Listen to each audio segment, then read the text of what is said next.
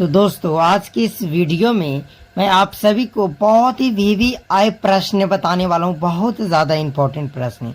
अगर आप कक्षा 10 में हैं तो आप इतना मान कर चलिए कि इस प्रश्न को अगर आप अच्छे से सलूशन कर लेते हैं, इस प्रश्न का आपको सलूशन करना आ जाता है तो आपको 2 से 3 नंबर कहीं नहीं जाएंगे। मतलब आप यहाँ पे ये सोच कर चल सकते हैं कि आपका 50 से 80% तक है कि इस टाइप के प्रश्न एक आपके बोर्ड एग्जाम में पूछे जाएंगे। क्या है कि सिद्ध करें कि √3 एक अपरिमेय संख्या है। देखिए √3 है वो एक अपरिमेय संख्या है, पर उसी को आपको सिद्ध करके बताना है कि आखिर ये √3 अपरिमेय संख्या है तो कैसे है। तो सबसे पहले हम थोड़ी छोटी सी बात है कि हम अपरिमेय संख्या क्या होता है उसको समझ लेते हैं, उसके बाद हम सिद्ध करेंगे। ओके, कि अपरिमेय संख्या क्या होती है। अपरिमेय संख्या, ठीक है। मैं आपको ये बता दूं कि ये अपरिमेय संख्या किसको कहते हैं, उसको समझने के बाद आप इजीली बना लीजिएगा, आप प्रूफ कर सकते हैं, ठीक है। अपरिमेय संख्या, तो देखिए 2 प्रकार की संख्याएं आपके पास होती है जो कक्षा 10 में पढ़ना है। वो एक तो अपरिमेय संख्या और दूसरा कक्षा 8 में आप पढ़े होंगे, याद थोड़ी सी मैं करा देता हूं, परिमेय संख्या। नहीं पढ़े हैं तो फिर भी हम दोनों को रिवीजन कराते हैं। अपरिमेय संख्या, परिमेय संख्या। परिमेय संख्या किसको कहते हैं, जिसको हम P/Q के रूप में लिखते हैं, जहां Q बराबर 0 ना हो, यही कंडीशन है। अच्छा, P/Q कहने का मतलब कि हम किसी को जैसे बचपन में पढ़े थे अंश बटा हर, क्या अंश बटा हर, तो जिसको अगर हम अंश बटा हर के रूप में लिख दे वही परिमेय संख्या होता है। अंश को यहाँ P बोल दिए हैं और हर को यहाँ Q बोल दिए हैं, और Q बराबर 0 नहीं होता है। परिमेय संख्या में एक और कंडीशन कि P और Q का जो HCF होता है वो हमेशा 1 होता है। P और Q का जो HCF होता है वो 1 होता है। कैसे, जैसे मैं बोल दूं कि 9/5, क्या यह एक परिमेय संख्या, तो आप बोलेगा बिल्कुल परिमेय संख्या है। क्यों, क्योंकि हम इसको P/Q के रूप में लिख दिए और Q बराबर 0 नहीं है, इसका HCF भी 1 है। अच्छा, HCF कहने का मतलब कि ये दोनों सिर्फ एक से ही कटना चाहिए, एक के सिवा किसी और से ना कटना चाहिए। तो देखिए 9 भी 1 से कटेगा, 5 भी 1 से कटेगा, तो इसका HCF 1 हो गया, राइट। अब अपरिमेय संख्या किसको कहते हैं, तो जिसे हम P/Q के रूप में ना लिख सके, जिसे हम P/Q के रूप में ना लिख सके उसे हम अपरिमेय संख्या कहते हैं। जैसे इसमें खाली जो संख्याएं होती है वो रूट वाली होती है, जैसे √2, √3, तो क्या बोलिएगा कि √4 भी एक अपरिमेय संख्या है। तो देखिए √4 का तो वर्गमूल निकल जाएगा 2। अब 2 को कुछ नहीं तो बट्टे में 1 कर सकते हैं, तो 2/1 ये परिमेय संख्या हो गया। तो जिसका पूरी वर्गमूल निकलता है वह एक परिमेय संख्या होता है, पर जिसका पूरी वर्गमूल ना निकले वह एक अपरिमेय संख्या होता है।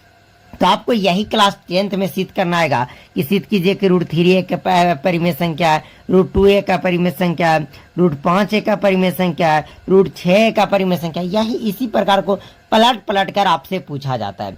तो मैं एक का सोल्यूशन आपको करा दूं, उसके बाद आप सभी पे एक बार कर लीजिएगा, आपका अच्छे से प्रैक्टिस हो जाएगा। ओके, करना क्या है, अगर मान लिया जाए ये प्रश्न एग्जाम में आ जाए तो आपको यहाँ पे लिख लेना है हल।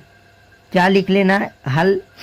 और आपको सबसे पहले ये जो √3 एक अपरिमेय संख्या, इसको आपको उल्टा मान लेना है। आपको ये मान लेना है कि √3 एक परिमेय संख्या है। तो मानने में क्या जाना, मान लीजिए कि माना कि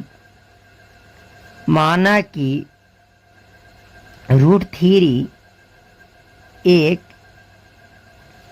परिमेय संख्या है, बस आपको मान लेना है परिमेय संख्या है। बस आपको यह मान लेना है कि माना कि √3 एक परिमेय संख्या, हमें तो सिद्ध करना है अपरिमेय, पर इसका उल्टा मान लेना है। तो √3 एक अपरिमेय संख्या है। तो जब एक अपरिमेय संख्या है तो सॉरी √3 एक परिमेय संख्या मान लिए है, तो परिमेय संख्या को हम p बटा q के रूप में लिखते हैं, यानी कि हम √3 को p बटा q के रूप में लिख सकते हैं। यस या नो? बिल्कुल लिख सकते हैं। जहां q बराबर 0 ना होता है, नहीं ना होता है, p तथा q का जो HCF है वो कितना होता है? हमेशा 1 होता है। इसको याद रख लेना है। जो मैं यहाँ पे आपको बताया कि P और Q does not equal to 0, P और Q का HCF 1 होता है, इसी को हम परिमेय संख्या कहते हैं। अब क्या इसके नीचे कुछ भी ना तो हम एक कर सकते हैं। जब एक है तो इसको हम क्रॉस मल्टीप्लाई करेंगे, तो P को 1 से गुना करेंगे। ध्यान से समझिएगा कि जब हम P को 1 से गुना करेंगे तो P हो जाएगा बराबर, Q को √3 से करेंगे तो √3 Q हो जाएगा। इतना आपको करना आ जाएगा। क्या करना है कि जो आप परिमेय संख्या सिद्ध करना उसको उल्टा मान लेना कि यह एक परिमेय संख्या है। परिमेय संख्या होने के बाद P बटा Q के रूप में तो लिख सकते हैं, Q बराबर 0 ना हो और ये आपको HCF 1 होता है। अब आपको दोनों तरफ वर्ग कर देना है। क्या कर देना है? दोनों तरफ वर्ग, इधर भी वर्ग, इधर वर्ग, मतलब स्क्वायर कर देना है। तो आपको लिख देना कि दोनों तरफ वर्ग करने पर, तो लिख देंगे कि दोनों तरफ वर्ग करने पर, तो जब हम इधर वर्ग करेंगे तो P का स्क्वायर हो जाएगा बराबर √3 Q, इसका स्क्वायर हो जाएगा P स्क्वायर बराबर, ये स्क्वायर से इसका रूट खत्म यानी 3, Q पर आएगा तो Q स्क्वायर हो जाएगा। हो जाएगा कि नहीं?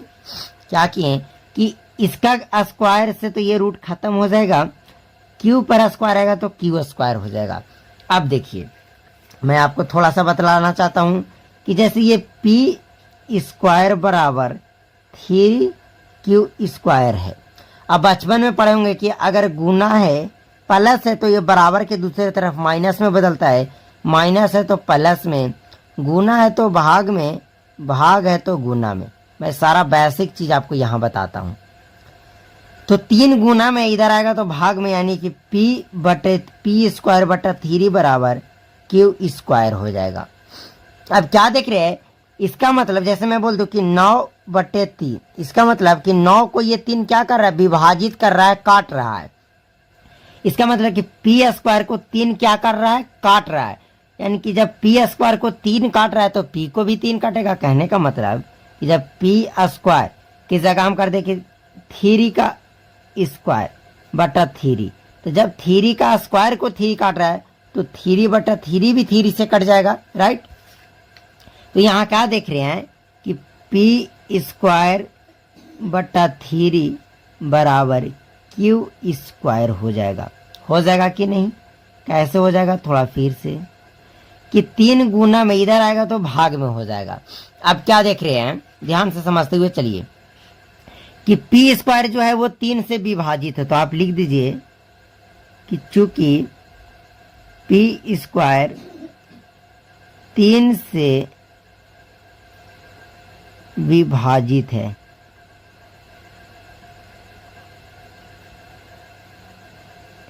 P स्क्वायर कितना से विभाजित है? 3 से, तो इसलिए P भी 3 से विभाजित होगा। इतना आपको, इसको आपको प्रैक्टिस करना है, बिना प्रैक्टिस के नहीं आएगा। अब फिर से आपको करना है, माना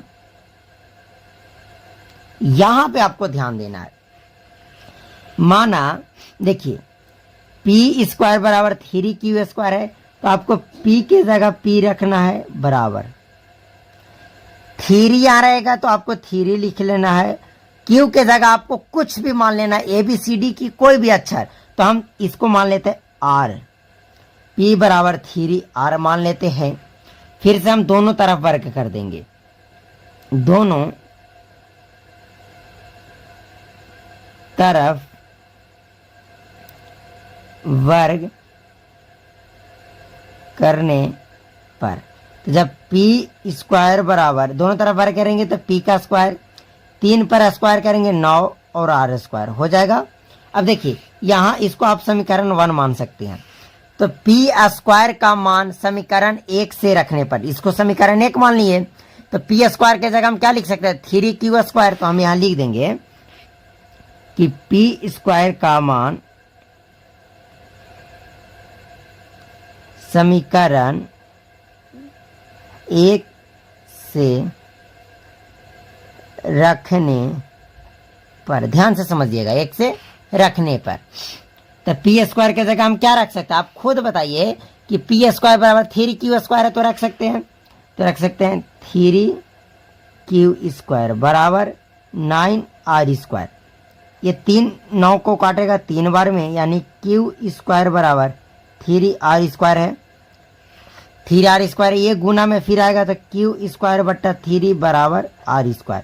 फिर से यहाँ कह सकते हैं कि q स्क्वायर जो है, देखिए q स्क्वायर जो है वो 3 से विभाजित है, लिख सकते हैं। फिर उसी तरीका से आइए लिखते हैं, लिखेंगे q स्क्वायर 3 से विभाजित है, टेंशन मत लीजिए, मैं आपको स्क्रीनशॉट के टाइम दूंगा। जब q स्क्वायर 3 से विभाजित है तो q भी 3 से विभाजित होगा, ठीक है। जब q स्क्वायर 3 से विभाजित है तो q भी 3 से विभाजित होगा। अब लिखेंगे p तथा q दोनों 3 से विभाजित है तथा p और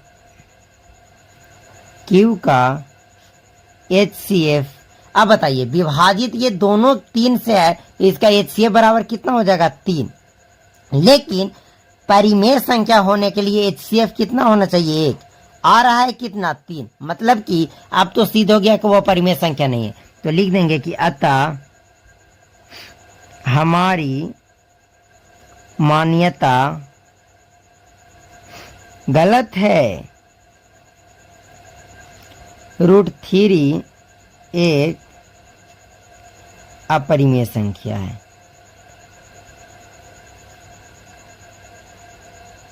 मैं आपको कह दूं कि इतना करने के बाद जितना नंबर का आपका प्रश्न है उतना फुल नंबर दिया जाएगा। देखिए आप स्क्रीनशॉट कर सकते हैं, सिद्ध करें कि √3 एक अपरिमेय संख्या है, लिखेंगे माना कि √3 एक परिमेय संख्या है, उल्टा मान लेना है, तो √3 बराबर p बटा q लिख सकते हैं, जहाँ q बराबर नोट 0 हो और p और q का HCF 1 होना चाहिए। परिमेय संख्या के लिए HCF 1 होना चाहिए, लेकिन यहाँ क्या देख रहे हैं कि p को भी 3 काट रहा है, और ध्यान से देखिए p को भी 3 काट रहा है और यहाँ q को भी 3 काट रहा है, मतलब ये दोनों p और q का जो HCF हो रहा है वो 3 आ रहा है, इसीलिए हमारा मान्यता गलत है, √3 का परिमेय संख्या। तो आपको वीडियो कैसा लगा कमेंट जरूर कीजिएगा। देखिए मैं सीरियल कर रहा हूँ, आप चाहे तो इसका स्क्रीनशॉट ले सकते हैं, रोक रोक के नोट कर सकते हैं, ठीक है। और फिर ये पीछे का रहा, तो आप नए हैं तो चैनल को सब्सक्राइब कर लीजिएगा। चलिए इस वीडियो को यहीं समाप्त करते हैं।